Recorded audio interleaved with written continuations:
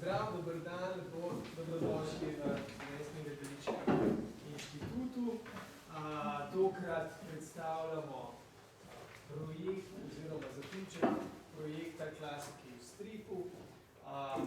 Projekt je izredno dobro uspel, projekt, ki je bil financiran strani Evropske unije, programa Ustvarjalna Evropa in Ministrstva za kulturo, začel se leta 2019, zaključujemo ga v juniju letošnjega leta in vse skupaj se plete okrog dramskih besedil,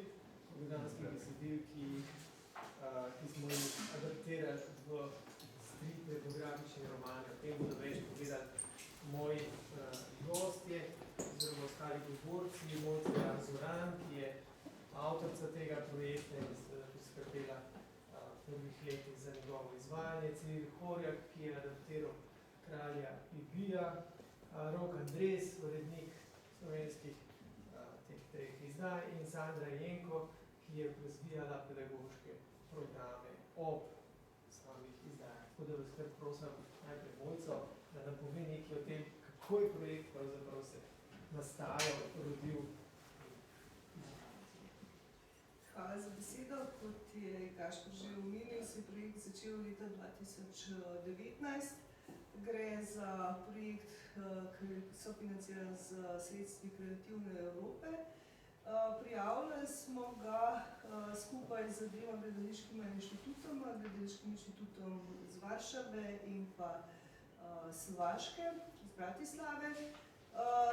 Pravzaprav smo iskali dva sorodna, tudi po produkcijskem sistemu samega uprizarjanja, sorodna subjekta, ki bi lahko pokrila tako literarni vidik, kot tudi gledališki vidik, zgodovinski, z vidika dediščine in pa tudi z samega vidika dokumentiranja gledališke zgodovine. Tako da sam projekt, zasnova projekta pa je pravzaprav na kakšen način predstaviti kanonske drame, s katerimi se srečujemo v času svojega izobraževanja in konec koncev, s katerimi se potem tudi rastemo. Ciljnemu občinstvu mladi publiki, tukaj nam je bilo ciljno občinstvo srednješolci. Seveda pa to ne pomeni, da sam projekt oziroma same drame v obliki stripa niso dosegljive tudi drugim ciljnim skupinam. Kar se mi zdi še posebej pomembno, je to, da smo na ta način iskali način, kako pravzaprav dramsko besedilo, ki je v današnjih časih strani mladih dovolj težko berljivo v svojem originalu. Dramsko besedilo je vedno, vsaj v večini svojih primerov, namenjeno seveda uprizarjanju.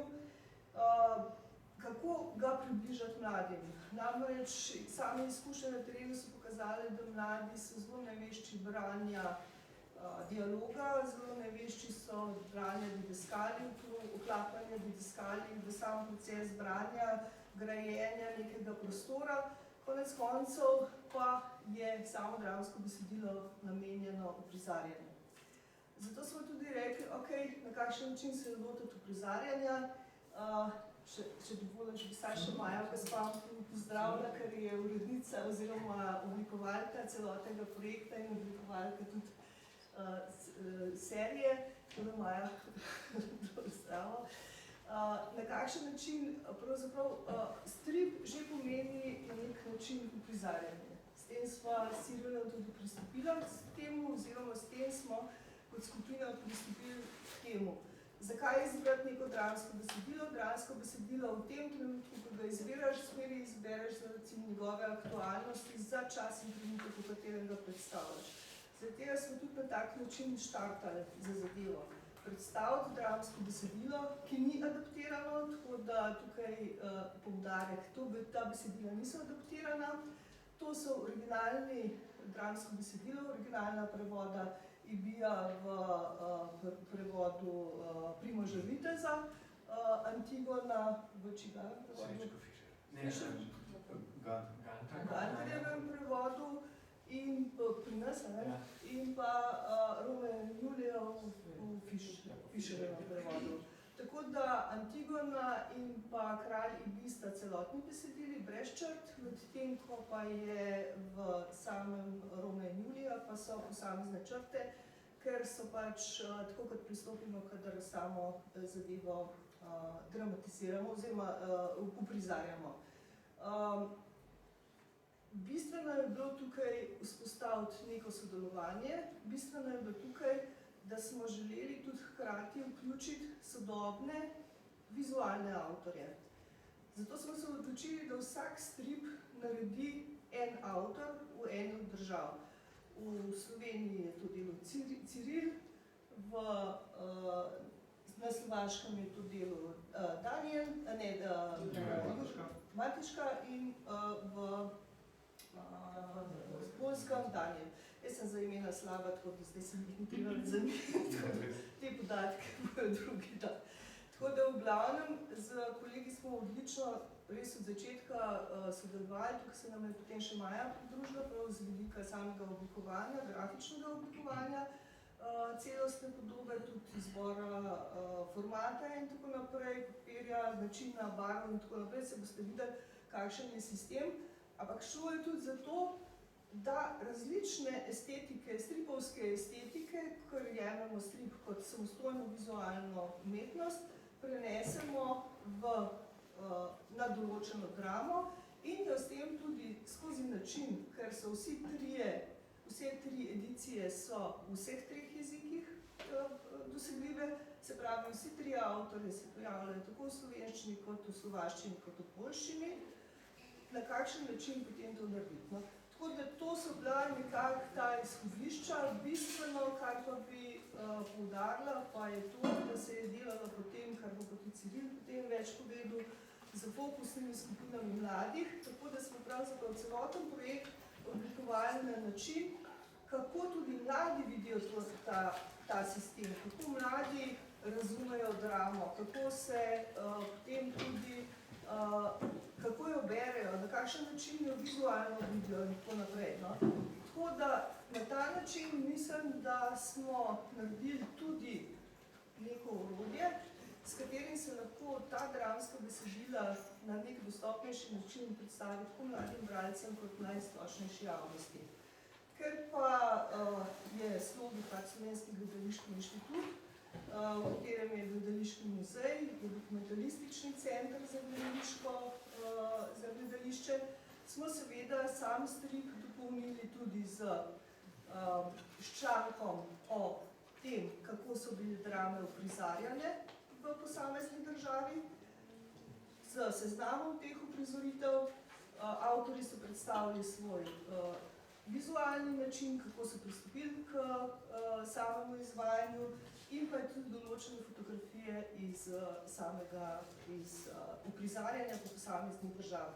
Tako da kompleti se razlikujejo po teh člankih uprizarjanja v posameznih državah, medtem ko druge stvari so enake in v vseh državah so ti nacionalni neprirejeni prevodi dram upoštevani. Tako morda za Hvala, Mojca. Seveda pa je največji delež samega umetniškega izraza odpadel na 3 striparje, pa nas je bil to Ciril. Kot smo se pogovarjala, stvar je izgledala bolj enostavno, kot se je to na koncu izkazala.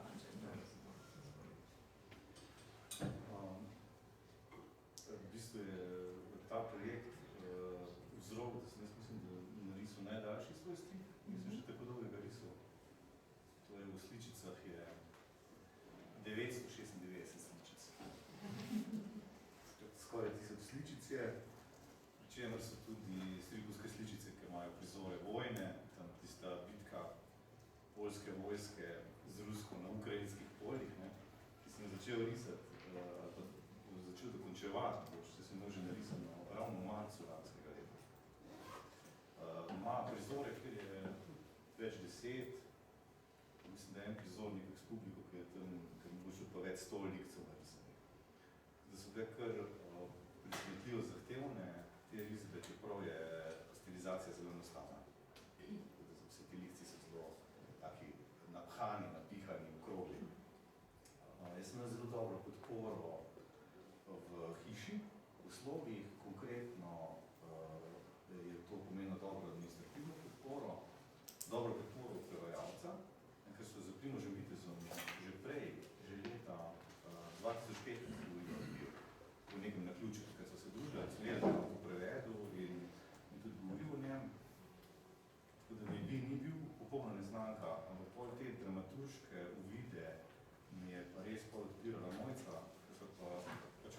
sedela pač po meni v studiu, predebatirala detajle, poteka zgodbe, spomnim pa zadnji prizor, ki mislim, da so uspešni, se pol izteče, da še prvo moj so prišel, rekla, ok, to je v redu, te dve sličice moram zamenjati, veliki plan, ne, malo detajl in ko sem res to narisal in je funkcioniralo.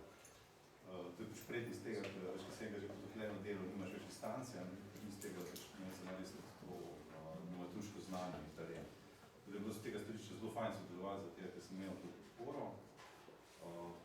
Zdaj pa ja, je pri vseh, so deločih je pač, nas je pač porinil v tisto lego, kjer smo komaj še zmogli.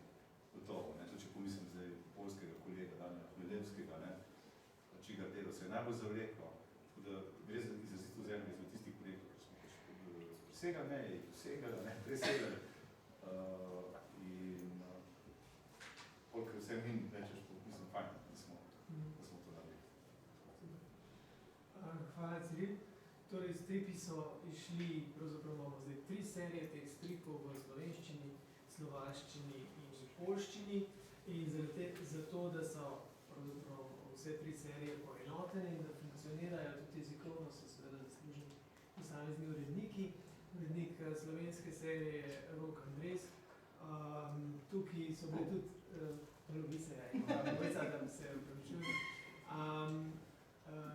tukaj so bile tudi zanimive stvari, so se dogajale, se pravi, kako adaptirati neke stvari, ki v slovenščini funkcionirajo, v poljščino, to izvolite. Ja, hvala. Ena posebna olajševalna okoliščina, ki bi bila v kakšnih drugih trenutkih lahko tudi oteževalna, je bila seveda ta, da je Mojca uredniško postavila serijo s prvim delom, se pravi s Kraljevim bijem, in je bilo v bistvu uredniško treba slediti tej logiki. V konkretnem primeru se nam je to zelo dobro šlo, ker se mi zdi, da je bil ta koncept celega projekta, ker jaz sem prišel nekje v sredini v ta proces urednikovanja, da je bil ta projekt tako dobro zastavljen, da v bistvu sem samo sledil nekim smernicam uredniških, ki so bile že vnaprej določene in na srečo z njimi nisem imel prevelikih težav, lahko bilo pa seveda popolnoma obratno. Tisto, kar je pa predstavljal največji izziv, je pa seveda v tem, da se prevodi dramskih besedil od države do države razlikujejo predvsem po dolžini, po številu znakov, če čisto poenostavim. Recimo slovenski prevod Antigone Sofoklejeve je skoraj za petino ali pa četrtino daljši po številu znakov od poljskega.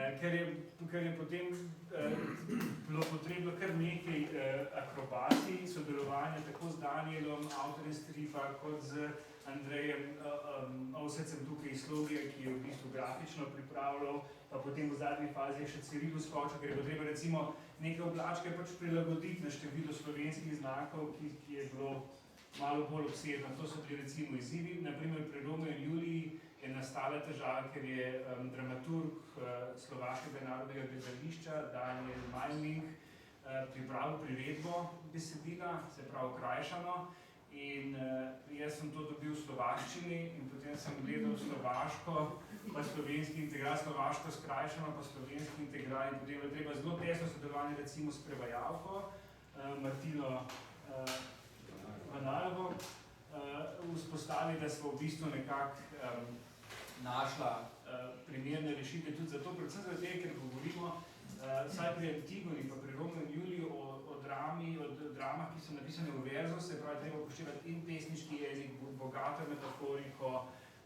Če bi recimo delali na primer kakšnega Čehova, bi šlo to veliko lažje, ker prevod po posameznih državah se ne bi toliko razlikoval. Tukaj pa recimo prevajalci iščejo najboljše poetične oziroma pesniške rešitve za posamezne besedila.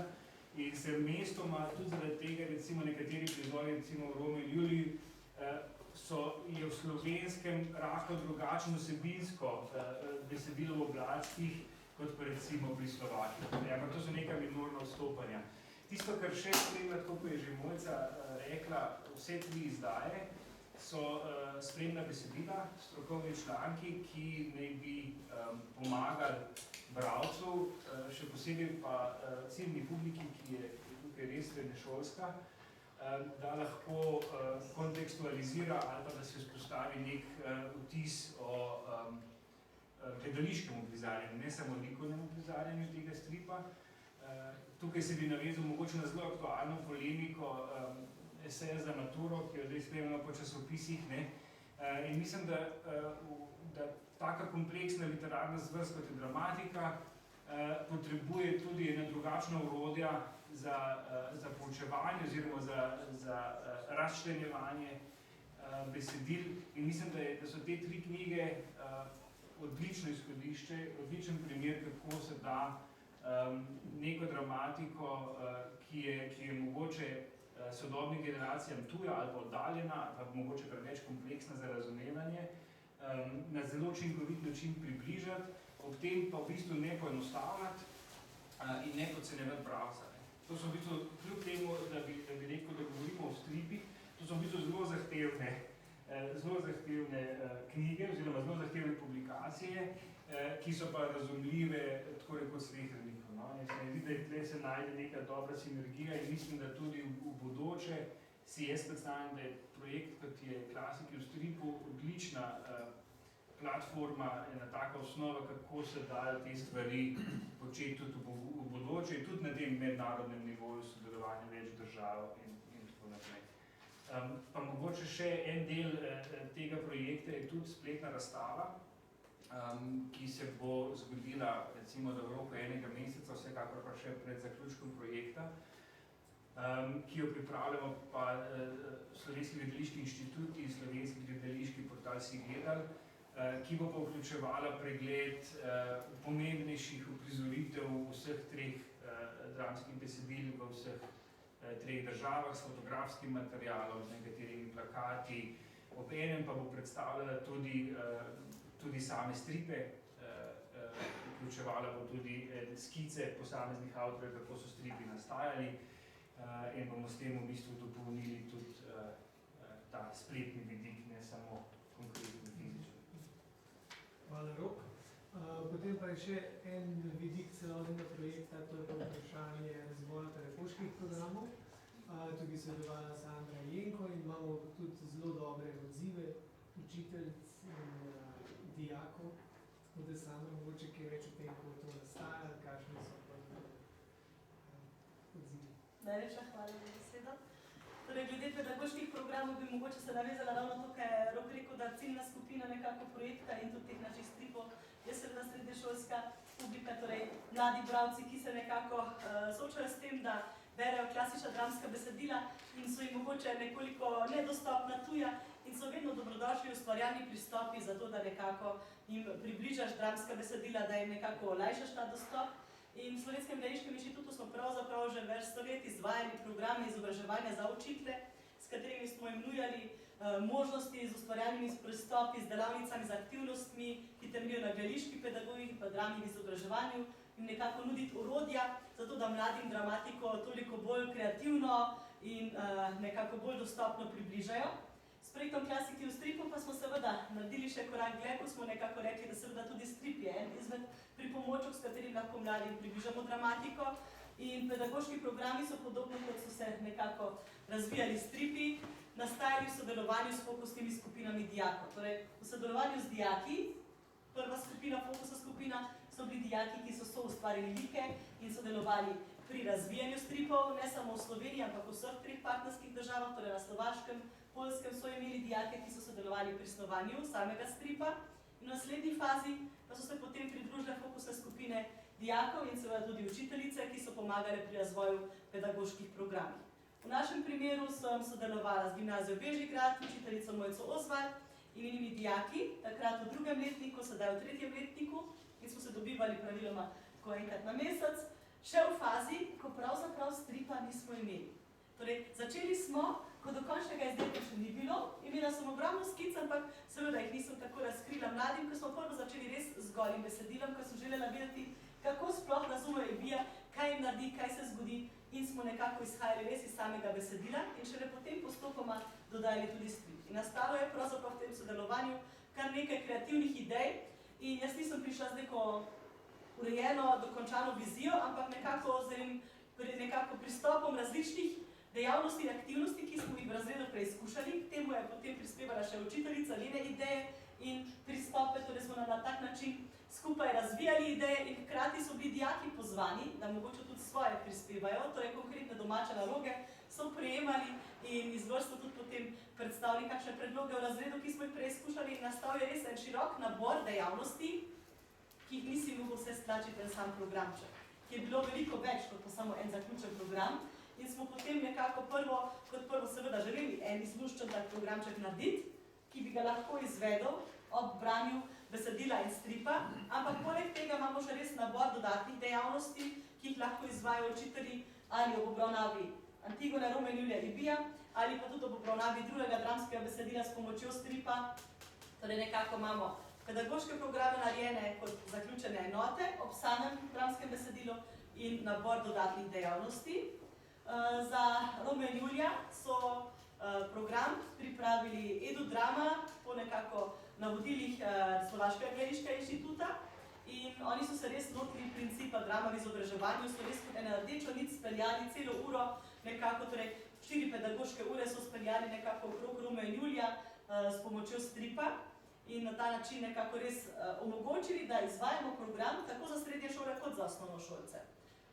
Romeo in Julija je bil prvi strip, ki je bil dokončan, posledično tudi pedagoški program in smo ga uspeli že preizkusiti tako v osnovnih šolah kot v srednjih šolah.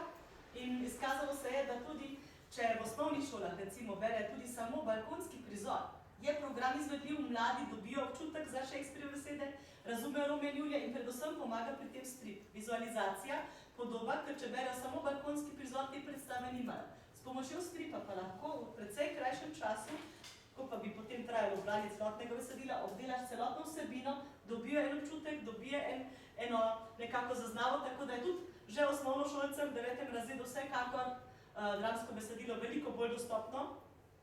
In potem pa v srednjih šolah pa so bili odzivi enako pozitivni na pedagoški program, ko smo ga izvajali, tako da se je pokazalo, da ne glede na to, ali so to potem tehnične šole ali gimnazije, vsi so nekako dejavnosti zelo dobro sprejeli. In za Kralja Ibija smo pa tudi prav tako že uspeli testirati program na gimnazijah. Tukaj imamo mogoče malo težje delo kot pa pri Romeo in Julija, zaradi tega, ker Kralj Ibij ni predviden v učnem načrtu in je seveda toliko več nekako zadržanosti strani učiteljev glede vključenosti programa, ampak ravno tu je treba nekako vrati ta let in nekako poskušati Ibija pripeljati do šol in jim dati nekako to možnost spoznati to besedilo, ki je nekje na prelomu moderne, ko so nekako postavljali teh klasičnih dramskih besedil, ko pride nekako nova pravila in ravno to priložnost je tudi naša učiteljica Mojca Ozbat izkoristila, da je res nekako kronološko ga umestila na to prelomno obdobje konc 19. začetka 20. stoletja in s tem že malo nekako odprla vrata drami absurda in na ta način potem uspešno smo izvedli program, da so potem mladi tudi sodelovanje s stripom spoznali tudi strip kot medij. Ker tudi to je nekaj, kaj smo si nekako zadali kot cilj, ker smo ugotovili na naših rezidencah, v sodelovanju z dijaki in tudi z učitelji in tudi v okviru ene raziskave, ki smo naredili, da sicer učitelji imajo radi strip, ampak se ga ne upajo niti uporabljati, ker ga ne poznajo dovolj dobro. Ne vejo, recimo, kako bi sploh posameznim elementom rekli, kako bi jih poimenovali in ugotovili smo, da so si tudi dijaki pri tem že dokaj negotovi, torej ne poznajo pravzaprav terminologije stripovske in nekaj tacga tudi pri nas še v Sloveniji ne obstaja.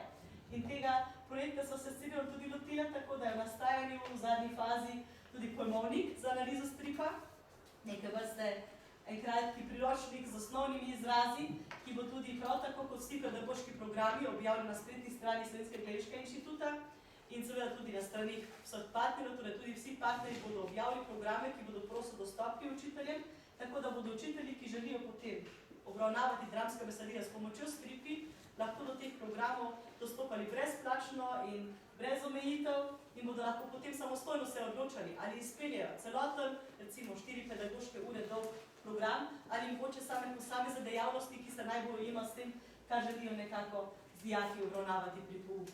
Tako da zdaj v zadnji fazi nastajanja pa je pedagoški program za dramo Antigono, ker strip je tudi zadnji nastal, zadnjega smo ga prijeli in tudi poljski partneri so še v fazi nekako, da dokončajo pedagoški program in tudi mi ga bomo potem adaptirali, torej tudi v naših primerih gre nekako za adaptacije, da ustrezajo slovenskemu šolskemu sistemu, da pripravimo stripe tako, da so temu ustrezno, kaj pač seveda na slovenskih šolah poučujejo in kako poučujejo, in tako, da smo, kot rečeno, še v fazi nekako zaključevanja teh programov in bodo zdaj dovolj zaključkom projekta tudi še objavljeni. Tako da se že veselim preizkušanja in nadaljnega sodelovanja. Smo pa tudi že izvedli izobraževanja cilji za učitelje, ki so pa tudi zelo dobro sprejeli stripe in kazali veliko zanimanje za to, da bi seveda se jih nekako razvilo še več, izdelalo še več, sploh za besedila, ki so predvideni v učnem načrtu, ker je res dejansko to, da tudi mladi potrjujejo, da jim je branje drame velikokrat večji izziv kot pa branje drugih besedil in si želijo mogoče še veliko več ustvarjalnih pristopov in stripov, dramskih stripov. Hvala, Sandra. Mene navdušuje pravzaprav to, da je tak projekt, kot so te klasike v stripu, nima zgolj nekih rezultatov, nekih posledic, ki smo jih lahko predvideli, oziroma ste jih lahko predvideli pred 4 leti, ampak tudi neke učinke, ki so navdušujoči in ki grejo čez to. Zdaj ponazorim, ko smo bili na zadnji rezidenci na Poljskem, so tudi dijaki bili pozvani, da razmišljajo o tem, kaj so pravzaprav od tega projekta dobili. In me je navdušilo, ker so med drugim povedali, da jih je ta projekt navdušil za gledališče, da jim je pravzaprav pokazal, da se v gledališču da govoriti o problemih, ki so za njih relevantni, o zelo težkih temah, kot so mogoče zlorabe, anoreksija in tako naprej. Se pravi, neki učinki, ki so jih dobili zaradi ogleda nekih gledaliških predstav na sami rezidenci.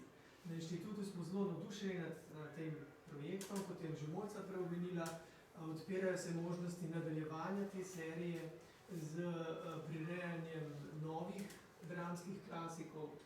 Druga pot, o kateri sva že razmišljala s Cirilom, je, da je to tudi neka pot morda popularizacije tistih besedil, ki so v tujini manj znana, slovenskih dram, naprimer Dogodka v mestu Plovi, Slavka Gruma, ki ga seveda mi razumemo kot izredno kvalitetno besedilo. In ga vse učiteljice čakajo. In seveda vse učiteljice čakajo, ampak vendar v tujini manj znano.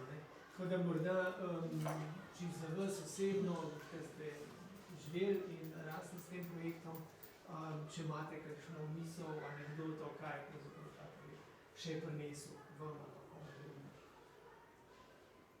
Mogoče, če se navežem ravno na to, ker smo govorili o dijakih in nekako kako jih je pravzaprav projekt pripeljal spet nekako tudi do gledališča in približal gledališče. Marsikdo je res začel nekako v okviru projekta z mislijo, zanima me strip. Ima dramska besedila, ja, okej, v gledališče ne hodim, kaj pa te treba gledališče. In tako, da so res nekako dobili spet nekako tudi bolj stik z gledališčem, kot pa smo si pričakovali. In je bilo res zanimivo, kako so potem enostavno tudi bili veseli sploh, da so imeli možnost ogleda za odrja, kar ni tako samoumevno, kot si danes mislimo, da vsi peljejo dijake v gledališča, ne vsi poznajo, kako poteka gledališče. Niti to jim ni tako nekako blizu, tako da vsi so sicer krepeneli po stripu in delo stripa, ampak ravno ta gledališka nota, sem začutila, je marsikomu veliko prineslo, sploh tem, ki so nekako pristopali s tem vidikom, in ravno to, aktualnost besedil. Začetka nekako, ko so se lotili tega projekta, niso toliko razmišljali o tem, koliko recimo se to zrcali v našem času, v naši družbi in kaj. Ciril je začel marca risati te prizore okrog vojne, jaz sem pa marca začela na gimnaziji Bežigrad s pedagoškimi programi. Tako pač enostavno vse skupaj so opadalo res aktualno zgodovino in smo nekako tudi v samem delu seveda reflektirali vse aktualne dogodke. In tako je tudi to je seveda nekaj, kaj smo jim lahko pokazali, kako lahko s pomočjo drame, s pomočjo ustvarjalnih umetniških pristopov, s pomočjo gledališča in tudi seveda stripov zrcalimo današnjo družbo, obravnavamo aktualne teme, ki se njih tičejo in jim mogoče te zadeve še toliko bolj nekako naredimo zanimive in dostopne. Tako da to je nekaj, kaj sem jaz nekako najbolj zase odnesla.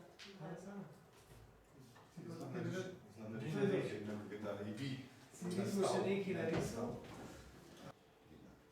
Bila je korona in nismo bili zaprti 6 ljudi, takrat še brez vsa, v stanovanju, ki niti ni veliko 54 kvadratov, ampak je veliko 53,6 kvadratov. prav 63 kvadratnih metrov, 6 ljudi. Tako da v bistvu smo imeli zelo težko obdobje, ker so oba žena zelo veliko delala, 4 otroki so se izobraževali, smo imeli ta neprestano občutek, da ne dosegamo rokov, ciljev, prostor se je tudi čisto skrčil, res do mojega vira nisem imel naporna reč. Šli smo na sprehod in smo prinesli, otroci so prinesli pupke, mrest so prinesli. Mrest mi so dali po en labor in so potem začeli za ta mrest skrbeti. In tam res se, včasih res so se razvili ven te pupki, kasneje potem te paglavci in te paglavci so začeli jesti brokoli, to so govorili, da najbolj jejo bolj, ko se lahko brokoli. In zvezdic. Ja, zvezdic, ja. Ja, res ta mišelinovska, to so blazno radi to jedli, res pač to je bil tisti moj trenutek miru, ko sem s to govoril z onih na balkon in tam v lavoru je bilo cel kup teh paglavcev, ki so tako prav lepo narasli, kasneje smo jih vrnili in smo nekaj dobrega napravili, 2 sezoni smo to naredili, ker smo verjetno pred sušo, pred sušitvijo, pa smo nekaj luže, tako da smo luže, ki so pobrali, smo prav zdaj se je sušila, luža, rešili smo jih in tako naprej. In jaz gledam te paglavci spod žrejo in te polposuna telesa celo mečken omogoča, da mi šli, da vidi pot hrane in pol lečejo takele drekce za sabo. Z nekim cedili sem, na to cedilu sem dal spucel in tako naprej. In seveda jaz vidim v tem liku tega pupka, paglavca, potencial. In potencial je bil to, da seveda napravim nekaj okroglega, da temu dam okroglo glavo, ker paste, Alfred Jarry sam je narisal krasne risbe pa lesoreze, tako da obstaja izdelana estetika, in moraš biti dobre razloge, da se ji odrečeš, že estetiki avtorja, pa da je spremeniš. Tako da ta naši vi je nekaj trašil, tak blazno velik vam, predvsem bolj ambiciozen vam od Jarryjevega, pol ima te velike prsi, seveda ta krasen popek z spiralo, zgleda mogoče 6, veš, kad se 6 se plašal tam na kvadratih, in roke so take okrogle, fine, napete. Kot vsi likci ima 4 prste v tem stripu. Še eno dlan. Zdaj te roce, baba. V glavnem, repek ima takole zamihan, da te prepoznalo tem, tako opremljen repek bodočih žab. Potem sem pa seveda zarisal ta velika usta, taka sluzasta, ki smo jih videli z Mojco vzela pri Vučiću. Ker Vučića gledati usta, se palite na to, da lahko neko dober viski zvečer, kaj pa se recimo tale govor zdaj po teh pomorih, imate lahko dober večer, če gledate usta, krasna reč. Pa seveda pri Borisu pri tem angleškem Borisu, Johnsonu, ja. In tle noter je jezik, pa počasno po potrebi zobje. Ti zobje se včasih tako pojavijo ali pa skrijejo, ta nek mehanizem. To so pa te oči, ki so prazne. In to je z namenom prazno. Potem pa zanimiva tle anatomija tega našega iglija je pa taka, da ima neke take organelčke, ki sem jih jaz opremil, pač res po vzoru te podobe, ki je takrat res prevladovala, namreč porovno so vsi risali s temi nekimi kronicami. To je ta motiv tak, recimo gotski, ne? In smo naredili take neke izrastke in ko pridobi krono, ko torej prevzame oblast, se da predstavlja, da ta bitja imajo vedno latentno krono, ki je pa povešena in ki sledi potem gravitaciji v zavojih ali pa v skokih. Pa on vzame krono, ampak ta krona so tablete v sliku.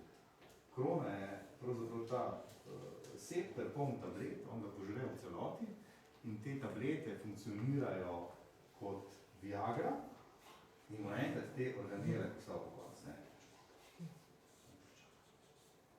malo tako kot tisti zgavica, ki je starejši gospod pride v lekarno, pa reče, da mu dajo četrt Viagre, pa prav lekarnica, to je premalo, pa reče, dejte mi četrt Viagre, gospod, ne bo funkcionirati, dejte mi četrt Viagre, pa mu pa le končno da četrt Viagre, pa reče, no, se je rekel, se nucam samo zato, da se ne puščijem po čevljih. Mislim, ta logika v glavnem je te krone, ne, in ta krona pol gor stoji in to je ta naš IV, ki je v bistvu super nagravčen. In je v bistvu res portret, struktura vseh teh brezobzirnih vladarjev, ki bi prodali mamo v trenutku, oni pripravljeni, vse pripravljeni prodati, zamenjati za denar na zelo rad, ampak tudi za hrano, pa spolne užitke. Tako, ključna beseda je pa ta oblast, da težava, ki imaš kot ustvarjalec IV, je to, da ne moreš delati distanco. In to upada z mojcem avto izkušnjo, ki so res ful bujla, da se v nekem trenutku te liki tudi prevzamejo. In se tudi mogoče meja zabriše. Vzpostavljena distance, pri tej meji se pa imenuje pa ta fizika. To je pa neka strukturirano razmišljanje o jeziku, o vlogi jezika, o oblasti, o času in prostoru, in da pa ta fizika je tako podomušno ime vedi, ki jo je Alfred Jarry sam izumil in ki spremlja, izhaja iz očeta Ibija in ne pozabite tudi, da je Alfred Jarry sam sebi tudi včasih rekel Ibij. Čeprav je to korenina njegovega Ibija en tak zelo neprijeten gimnazijski profesor v Renu, R-N-N-S, če bi do Romu, po teh Ibija. Tako, mene je vedel, da ta Ibij, kukor je cel kup težave meni, pa še komu drugemu povzročil, v času produkcije je vedel, da je rešil. Mene je dal eno strukturo v zahtevnih časih. Zdaj, počnem. Tako to ibijevsko, nekaj tako uradni diskurs, tam so se pečati, pa tako ne. Dal bi sam gre pogledati pa to. Prav, jaz sem si nazaj sedel, spovedal svoje. Hvala, prosim, ja. Čisto za na konc z nami Maja Ekspan, ki je grafično prikvala te knjige, če bi hotela še kaj. Bom samo anekdotirala naprej, kje sem bila jaz v času korone. Jaz sem bila v fazi selitve iz ene hiše v drugo in sem živela na vikendu. In sem med tem, ker smo bili mi na Zoomi, v bistvu hodila do 5 ur, da bi jo gasila. Tako da je bila, ja, smo se potrudili, no. Jaz sem hotela pač to linijo, v bistvu predvsem poudariti, da je to serija. Pri seriji imamo neke določene elemente tipografske in likovne velikosti, pozicije, ki so na istih mestih, zato da zadeva dobi, da pravzaprav je bila tle največji izziv povezati različne tipe stripov v enotno končni izgled.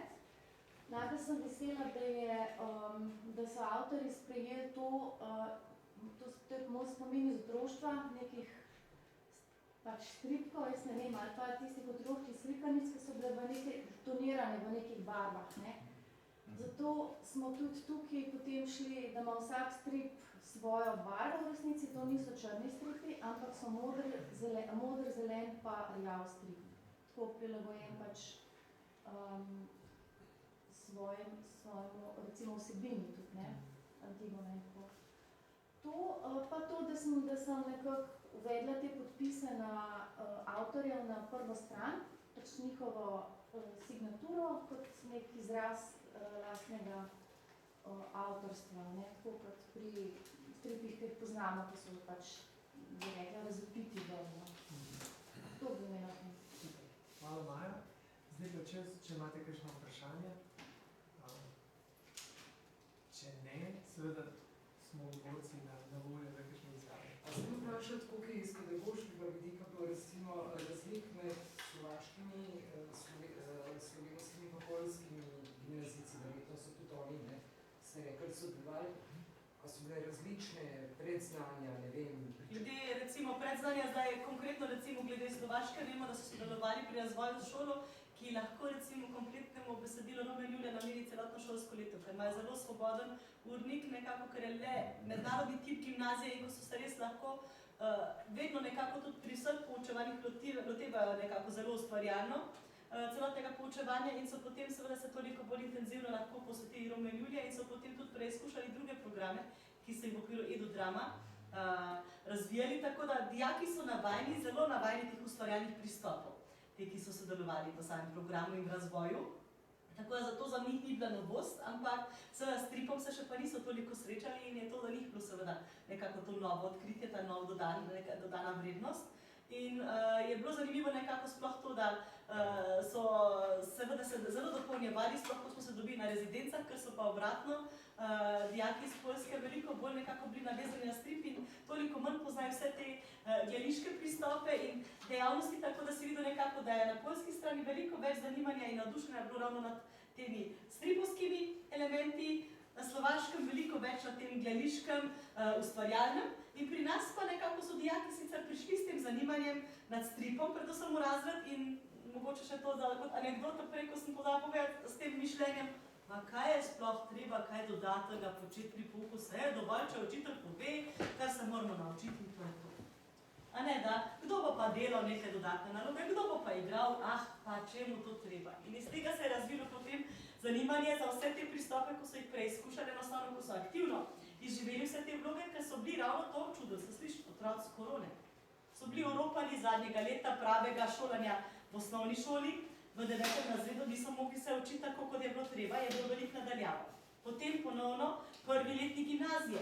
Izgubili so ogromno možnosti spoznavanja metod in pristopov, ki bi jih recimo imeli v tem obdobju in so prišli tako rekoč res naenkrat v šolo, soočili s tem, da se lahko tudi mogoče drugače poučuje. Bili so navajeni veliko poučevanja nadaljavo in ravno tu smo mi pristopili in smo jim pokazali, da koliko je lahko pravzaprav ta način učenja. Iz prve skepse, kaj pa to sploh treba, se je to razvilo v en tak kreativni laboratorij idej, ko je potem, kot rečeno, iz njih prišlo potem že veliko idej in predlogov in ko so oni marsikatero stvar zelo dobro sprejeli in dajmo reči, zelo dobro analizirali, čemu služi, kaj lahko s tem dosežeš, katera orodja so jim zelo všečna, kaj bi oni radi uporabljali in so potem tudi res konkretno pomagali pri snovanju programov. Recimo pri Slovakih in Poljakih so bolj kot ne programi bili narejeni in samo izpopolnjeni z dijaki in preizkušeni z dijaki in z učitelji, pri nas pa so res, je to šlo z roko v roki, ker so mi oni tudi povedali, kaj jim nekaj da, kaj želijo, kako želijo. In je to bilo nekako, ne vem, ta sodelovanje prinaša toliko bolj plodovito in tudi za mene neka nova izkušnja. Tako da, toliko kot mogoče vtis. Hvala vsem. Upam, da se srečamo spet v kratkem ob kakšnih podobnih priložnostih.